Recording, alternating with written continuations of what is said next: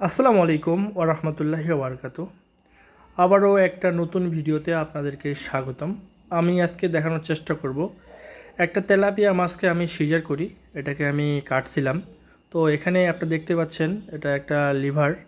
তো এখানে পানি জমে গেছিলো, মাছটা জীবিত আছে। আমি কাটে দেখানোর চেষ্টা করতেছি। তো আমি এখানে ট্রিটমেন্ট দিছিলাম, যেটা ট্রিটমেন্ট সাপোর্ট প্রোভাইড করে থাকি। তো মোটামুটি মাছটা এখন সুস্থ হয়ে গেছে। তো আপনারা জেনে বুঝে অবশ্যই মাছ চাষ করবেন। তো পক্ষান্তরে এই কথাটাই বলবো, মাছ চাষ করার সময় আপনাদেরকে বুঝতে হবে কোন সময় খাবার দিতে হয় না দিতে হয়, সেগুলো আপনাদের খেয়াল রাখতে হবে। যেমন আকাশ মেঘাচ্ছন্ন থাকলে খাবার দেওয়া যাবে না।